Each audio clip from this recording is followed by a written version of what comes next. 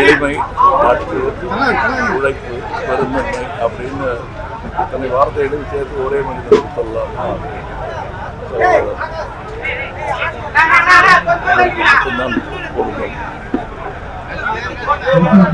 ஆரம்பத்தில் எப்படி நான் பார்க்கும்போது நட்சத்திர அந்தஸ்து வருவதற்கு முன்னாடி என்கிட்ட எப்படி பழகினாரோ அதே மாதிரி தான் அவருக்கு இவ்வளோ பெரிய இவர்கிட்ட எனக்கு பிடிச்சது என்னன்னா, இவர்கிட்ட எந்த அளவு பணிவு இருக்கோ அந்த அளவு நியாயமான கோபம். அந்த கோபத்தின் ரசிகன் தான். அதனால்தான் அவர் மக்கள் பணிக்கே வந்தார்னு நான் நம்புகிறேன். இப்படிப்பட்ட நேர்மையாளர்களை இழந்திருப்பது ஒரு வித தனிமை தான்.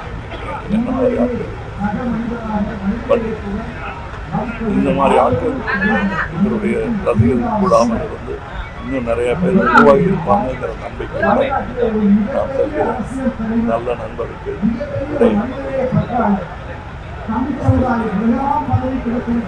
கேப்டன் அவர்களோட மறைவு கேட்டதும் எனக்கு மனசே தாழல. நான் கேப்டன் கூட 2-3 படம் நடிச்சிருக்கேன்.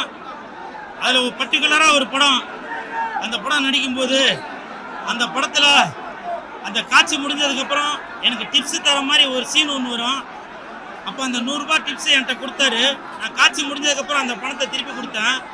அப்போ கொடுத்தப்ப கேப்டன் அவர்கள் சொன்னாங்க, இல்லை தம்பி இதை நீங்களே வச்சுக்கோங்க அப்படின்னு சொன்னாங்க. அப்போ ஒரு உதவி ஒன்று சார், அந்த பணத்தில் உங்களோட கையெழுத்து போட்டு கொடுங்க அப்படின்னு சொன்னேன். அப்போ அவங்க சொன்னாங்க, பணத்தில் கையெழுத்து போடக்கூடாதுப்பா, அது லட்சுமி அது அப்படின்னு சொன்னாங்க. உடனே நான் ஒரு பேப்பர் எடுத்து கொடுத்து அந்த பேப்பரில் கையெழுத்து போட்டு கொடுங்க சார்ன்னு சொன்னேன். அப்போ வந்து வாட்ஸ்அப், ஃபேஸ்புக்லாம் பெருசாக இல்லை. அந்த பொக்கிஷத்தை நான் இன்னமும் என்னோட ஆஃபீஸில் அதை லேமினேஷன் பண்ணி வச்சுருக்கேன். அப்படி வாழ்ந்து கொண்டிருந்த கருப்பு எம்ஜிஆர் அவர்கள் இன்று நம்மளை விட்டு பிரிஞ்சிட்டாரு. புரட்சி தலைவர் எம்ஜிஆர் அவர்கள் இறந்தது டிசம்பர் மாதத்தில் தான். வாழ்ந்து கொண்டிருந்த கருப்பு எம்ஜிஆர் கேப்டன் விஜயகாந்த் ஐயா அவர்கள் இறந்ததும் இந்த டிசம்பர் மாதத்தில் தான். உண்மையிலே சொல்றேன், இந்த வருடம் 2023 வருடம் ஒரு தரித்திரம் முடிச்ச வருடம் என்று நினைக்கிறேன்.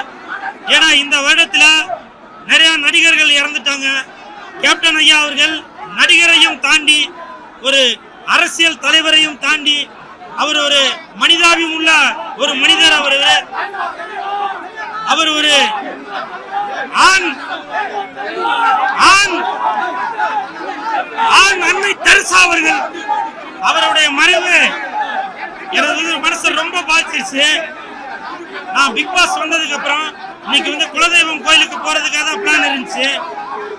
ஆனா இந்த மாதிரி ஒரு துக்க செய்தி கேள்விப்பட்டவன அந்த குலதெய்வத்தோட இந்த தெய்வம் தான் எனக்கு பெருசாக தெரிந்தாரு. அவரது ஆத்மா சாந்தி அடையணும். உதாரணத்துக்கு பாருங்க, அவருக்காக மலர் வளையம் எடுத்துட்டு வந்த அந்த மலர் வளையம் அவருடைய பாதத்திற்கு வர முடியாத அளவிற்கு கட்டு கலங்காத கூட்டம், அகால கூட்டம்.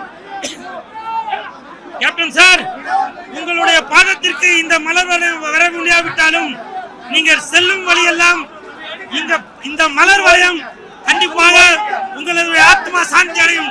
கேப்டன், நீங்க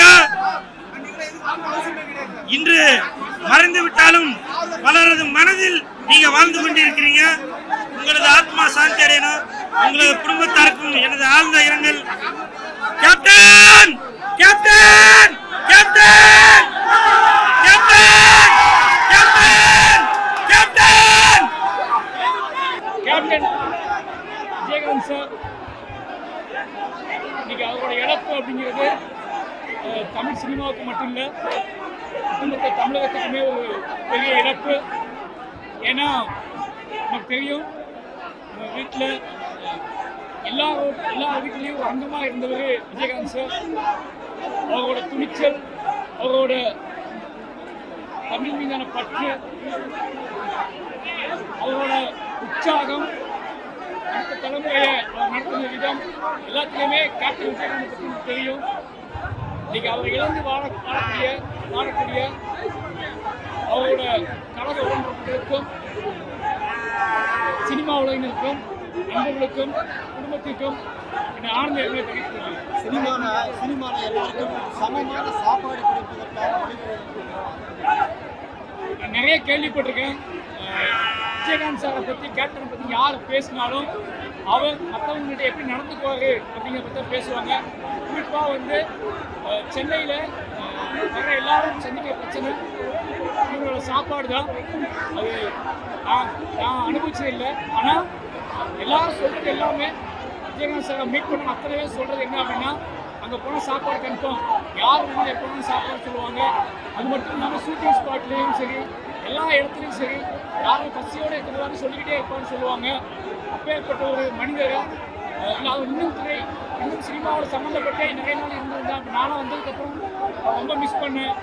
அவர் கீழே வேலை பார்க்க முடியாமல் போயிடுச்சு அப்படின்னு வருத்தப்படுறேன். நிச்சயமாக அவரோட இழப்பு பெரிய இழப்பு. விஜயகாந்த் அவர்களுடைய மரணம் திரையுலகம் மட்டுமல்லாது ஒட்டுமொத்த உலகத்தில் வாழக்கூடிய தமிழர்களுக்கும் ஒட்டுமொத்த இந்தியர்களுக்குமே ஒரு மிகப்பெரிய பேரிழப்பாகும். மனித நேயத்தினுடைய முழு உருவம் என்று சொன்னால் அது கேப்டன் விஜயகாந்த் அவர்கள் மட்டும்தான். நடிகர் சங்கத்தினுடைய தலைவராக பொறுப்பேற்று நடிகர் சங்கத்தை கட்டி காத்தது மட்டுமல்லாது புரட்சி தலைவி அம்மா அவர்கள், டாக்டர் கலைஞர் அவர்கள் வாழ்ந்த காலத்திலேயே தனக்கென்று ஒரு கட்சியை துவங்கி தமிழகத்தினுடைய சட்டமன்றத்திலே எதிர்க்கட்சி தலைவராக அமர்ந்த பெருமையும் அவருக்கு மட்டுமே சாரும். ஒட்டுமொத்த சினிமா உலகம் மட்டுமல்லாது அனைவரிடத்திலும் அன்பையும் மனிதநேயத்தையும் போற்றக்கூடியவராக, உரிமை எடுத்து ஒவ்வொருவரையும் வழிநடத்துவராக, ஒட்டுமொத்த உயிர்கள் அத்தனை பேர் மீதும் பேரன்பு கொண்டவரான ஒரு பெருமகனை ஒட்டுமொத்த நாம் இழந்திருக்கிறோம் என்பது மிகவும் வேதனைக்குரியது.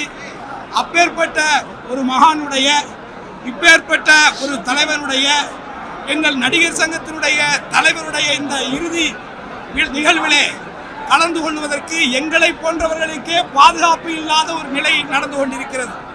ஒட்டுமொத்தமாக இவ்வளவு பெரும் திரள் கூட்டம் வரக்கூடிய இந்த நேரத்திலே, இந்த தருணத்திலே இதை தமிழக அரசு மிக மிக நேர்த்தியாக கையாண்டிருக்க வேண்டும்.